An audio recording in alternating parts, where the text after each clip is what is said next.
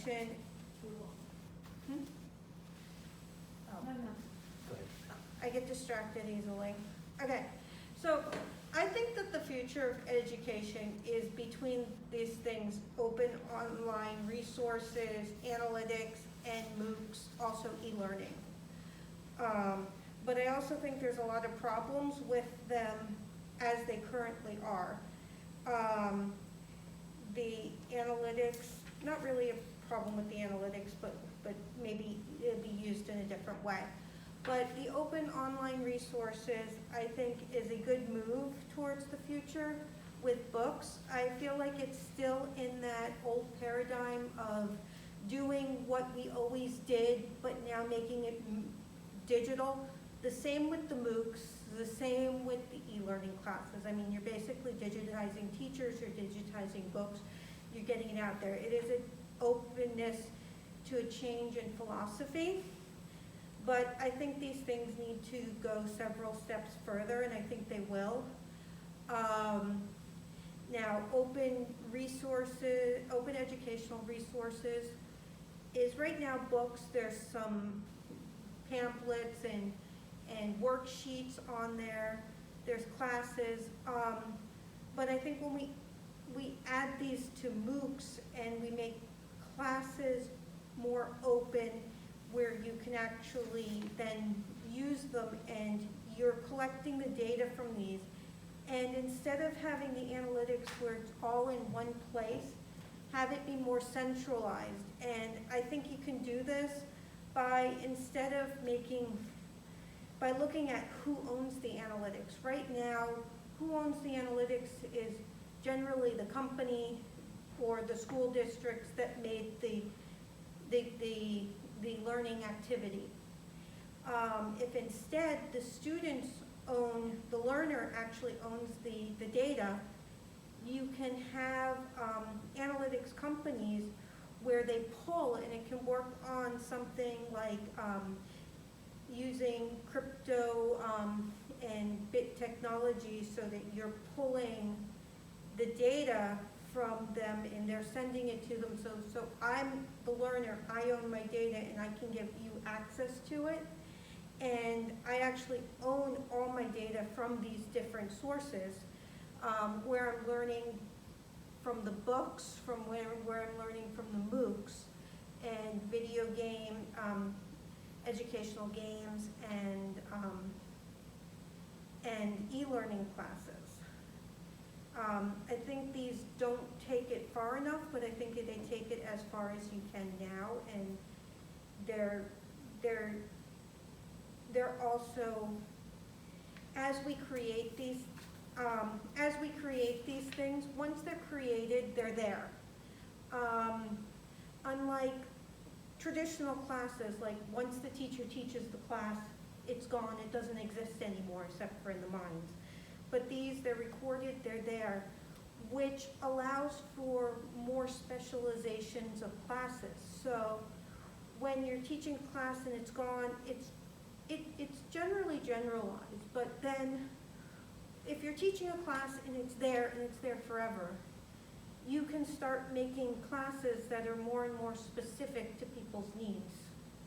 And I think that is where these become interesting, the open education, the MOOCs, the e-learning classes, in the specificness of them to get into people's needs. And I think that also pulls off of motivation when things are more specific to people's needs rather than being general. If I feel like this is related to me, I'm more motivated than if this is very general.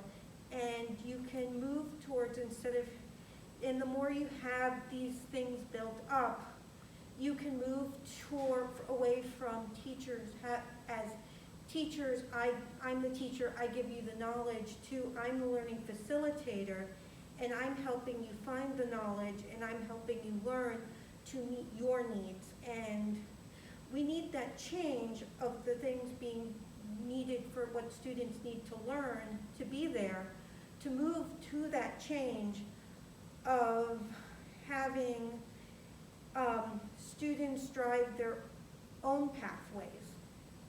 So the more available classes you have that the students can take that are prepackaged, the more they can drive their own pathways. And of course, then we also need experts on how to find the information that the students need rather than just passing on information that you already know that's packaged. Okay, any questions? I know I threw a lot of crazy stuff out there. You want me to stop here for your include questions? No, I wanted questions. No, don't. Any questions? I want the questions that way. You include, okay.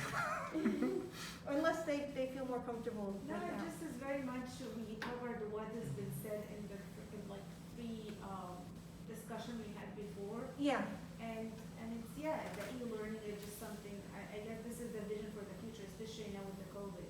mm-hmm. It just now the difference between the e-learning and the online learning. What is the difference? The difference, it's kind of like, well, it depends on how it is. So like e-learning was first and it was like sent on disk and stuff. And the online is pretty much, basically the MOOCs are kind of e-learning classes, but they're massive.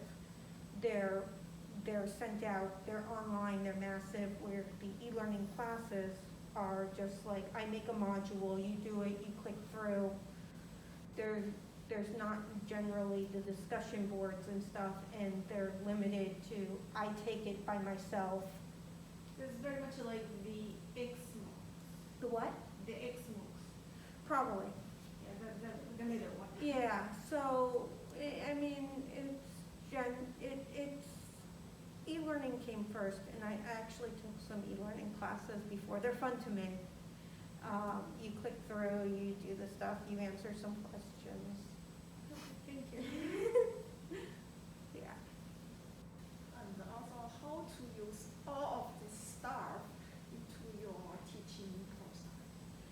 So, I'm not a teacher myself, and I don't plan to be, first of all. I'm actually, I'm a professional futurist, and I'm very interested in the future of education. I'm working out a plan, and I want to do I'm working out a plan for a YouTube channel that's going to be a teacher planning program, but for teachers that are teaching in the year 2045.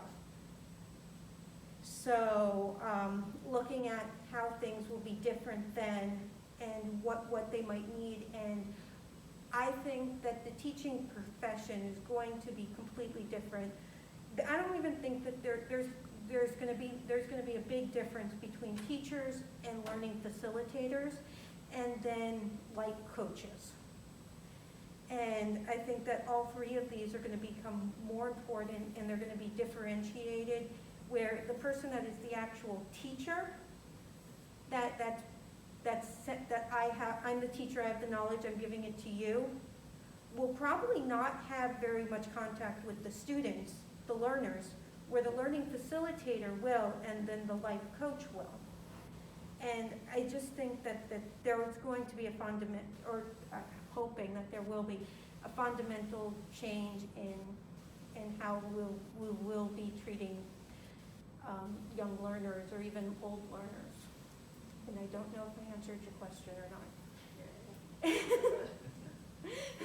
So I'm concerned with the kids that, I'm concerned with the kids of the kids that are in kindergarten now.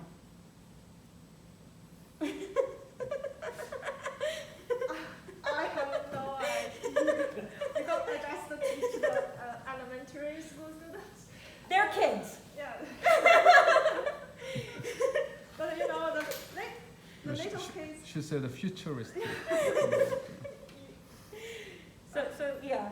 So those kindergarten teachers may be the teachers that I'm training in my teachers program. So,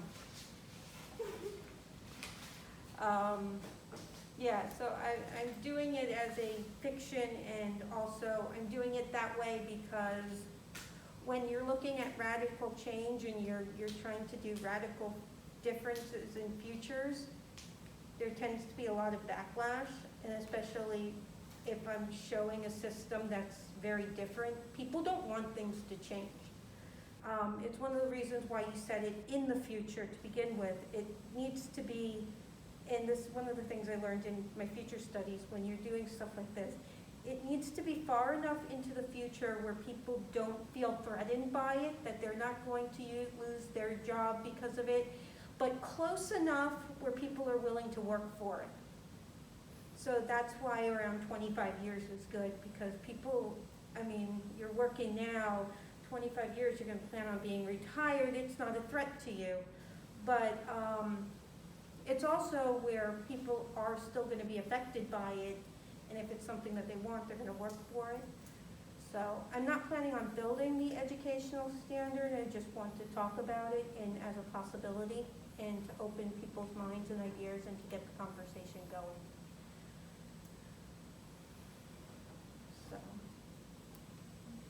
any other questions? More questions better. Did anything not make sense, or?